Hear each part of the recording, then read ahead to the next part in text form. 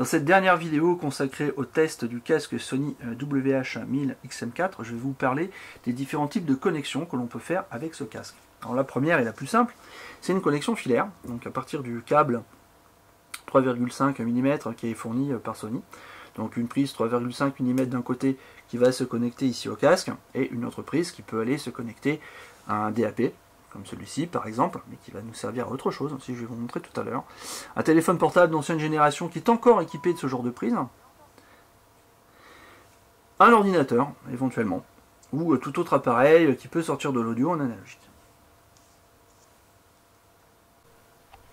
Mais ce n'est pas le seul type de connexion qui est possible. Et d'ailleurs, la connexion filaire, c'est la connexion peut-être la moins intéressante sur ce casque qui a une véritable dominance à être utilisé en wireless, même si la présence du câble peut aussi bénéficier de certaines fonctionnalités, notamment le mode de fonctionnement pur du casque en termes de performance va dépendre s'il est utilisé d'une manière passive avec le câble, donc s'il n'est pas actif, donc s'il n'y a plus de batterie.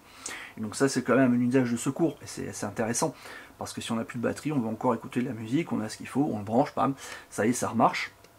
Si le casque a encore de la batterie, donc il y a un autre mode de fonctionnement qui permet d'avoir un petit peu plus de performance en termes de rendement, donc peut-être un niveau sonore qui sera légèrement plus élevé.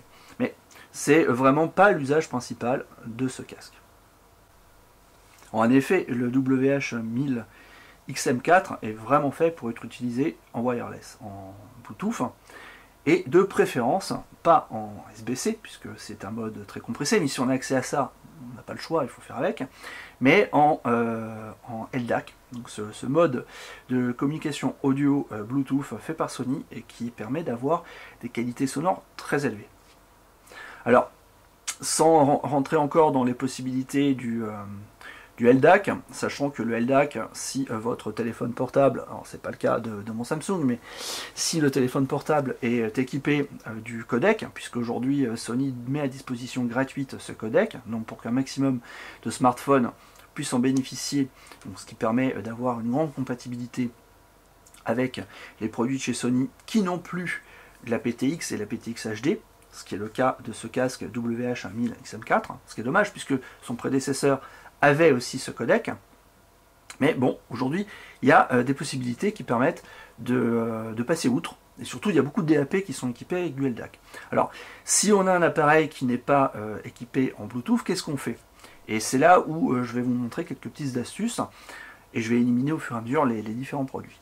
Alors, le téléphone, il faut toujours le garder sous la main parce qu'on va pouvoir s'en servir de télécommande, donc de rentrer dans les paramétrages du casque, même si on écoute de la musique avec un autre appareil. Ça, c'est vraiment bien. Alors, moi, là, à côté, comme vous le voyez, j'ai un très vieux ordinateur portable sur lequel il n'y a absolument que dalle. Donc, si je veux utiliser du Bluetooth, j'ai la possibilité d'utiliser une petite clé USB comme ceci, donc, qui est faite en fait pour transmettre le Bluetooth, donc il va être identifié par Windows, et puis on peut transférer le Bluetooth très facilement, mais comme le casque de Sony n'est pas en aptX HD, je serai limité en SBC, et ça c'est un petit peu dommage parce que la qualité n'est pas exceptionnelle.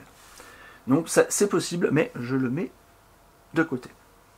L'autre possibilité, évidemment, c'est de passer par un DAP. Alors avec un DAP, les choses elles se font assez facilement. Ici c'est un petit champ ligne M0, mais on pourrait le faire avec d'autres DAP qui sont équipés d'une fonction Bluetooth. Il y a du FIO qui fait ça. Lui par exemple, il peut recevoir du Bluetooth, il peut émettre du Bluetooth, il peut faire pas mal de choses, et c'est là d'ailleurs que ça devient très intéressant. On va l'allumer, je vais vous montrer un petit peu ce qu'on peut faire. Donc là, on l'allume. On va dans les paramètres système, on va dans le Bluetooth, on vérifie que la qualité soit bien sur le LDAC HQ, mais avec ce petit baladeur, on pourrait avoir accès à d'autres types de connexions Bluetooth. Mais on va rester donc sur le LDAC, puisque c'est ce qui nous intéresse. On va vérifier l'appairage.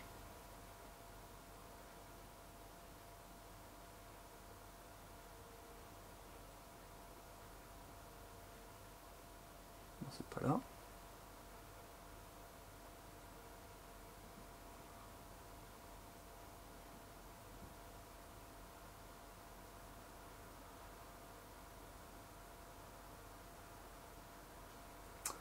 Voilà, donc on a appairé avec le casque, et on pourrait écouter de la musique directement avec le petit DAP. Mais moi, j'ai pas envie. J'ai envie de faire quelque chose qui sort de l'ordinaire.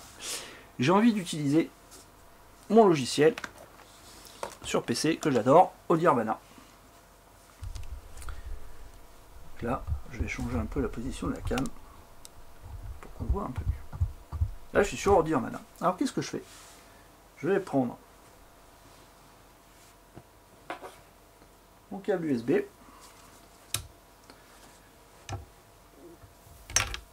Je vais brancher mon petit DAP en USB à mon ordi. Donc toujours interfacé en Bluetooth LDAC avec mon casque Sony. Tac. Là on voit, passe en mode DAC. Je vais sortir de Dirvana pour vérifier les paramètres de Windows. Donc on voit ici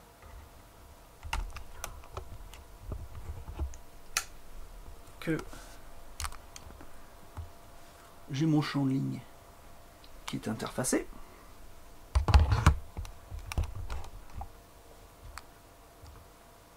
Donc tout va bien. Je vais dans mon Audirvana, dans les paramètres de connexion DAC ou de tout autre appareil qui permet d'avoir de la musique. Je vois que mon champ de ligne est là, donc j'ai déjà sélectionné, j'ai déjà paramétré, donc c'est dans les paramètres Wasapi. Et je vais lire de la musique.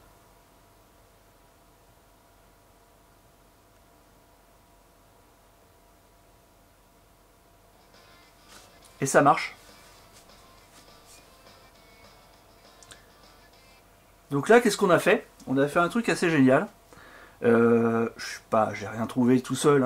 Il y a déjà des vidéos qui en parlent sur Internet. Je vous l'avoue. Je suis pas non plus. Faut être honnête. Ce qu'on peut faire, donc avec cette petite astuce, sachant qu'il y a d'autres DAP qui le permettent, donc il faut se renseigner un petit peu. On va utiliser un logiciel PC qu'on adore, donc qui permet d'aller chercher notre musique personnelle sur Internet, par exemple, sur son NAS, et on peut la transférer en LDAC au casque. Mais c'est pas tout. C'est pas tout. Parce que si on rentre dans l'application, on voit que cette fois-ci, l'application reconnaît aussi le champ de ligne. Si je vais dans les paramètres son, j'ai accès à tous les réglages du téléphone qui peuvent paramétrer et contrôler le casque. Écouter de la musique donc avec un DAP qui va être branché sur un ordinateur, sur l'application que je veux, parce que ça on peut le faire en passant par les routines Direct Sound, par exemple, ce qui va être le cas de G-River ou d'une autre application qu'on a sur le PC. Conserver toutes les possibilités de fonctionnement du casque qui sont pilotées par l'application. Donc en fait, on n'est pas obligé de tout faire sur le téléphone. On peut faire les choses différemment. Donc soit par le téléphone, soit de manière analogique en direct à partir d'une autre source, mais on perd à ce moment-là tous les réglages possibles par l'application Sony Headphones Connect, soit directement par un DAP. Et dans ces cas-là, on a quand même la possibilité de rentrer dans l'application. Donc le DAP va envoyer le son au téléphone, l'application va permettre de faire des réglages. Et avec un petit DAP, donc comme le champ de ligne M0, de rentrer dans une petite astuce qui permet donc de prendre un ordi avec le logiciel qu'on adore et d'utiliser le casque Sony en LDAC, donc en super qualité sonore, à partir donc de la petite astuce. Et c'est bien parce que quand on a une application sur PC qui intègre Qobuz, mais que sur le téléphone, l'application Qobuz n'est pas gérée par le logiciel de Sony, voilà, à ce moment-là, il n'y a aucun problème, on accède à tout. C'est quand même pas mal, c'est une bonne petite astuce. Voilà. Alors, c'est en supplément du casque, puisqu'évidemment, le DAP, il faut l'acheter à part, et il pourra servir à plein de choses. Mais si vous devez finalement, il faut y réfléchir. Si vous devez acheter un casque nomade, que vous allez utiliser aussi de temps en temps avec un DAP, sachant que le téléphone sera de toute façon indispensable, puisque l'application est indispensable. Autant prendre un petit DAP performant, super compact, qui peut lui-même engranger de la musique, et qui peut aussi servir de pont Bluetooth LDAC avec pratiquement tout et n'importe quoi. Parce qu'encore une fois, là je vous ai fait une petite démo avec le Nirvana, mais ça marche aussi avec d'autres logiciels.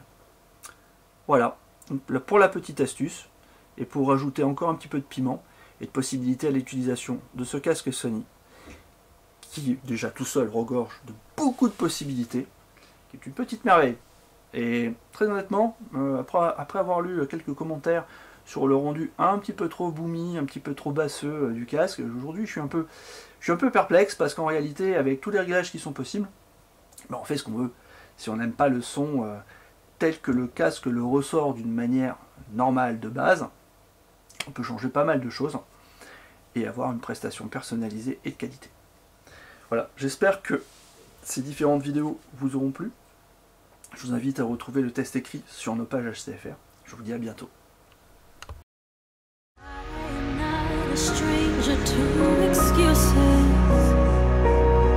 Burned me once or twice, I expect that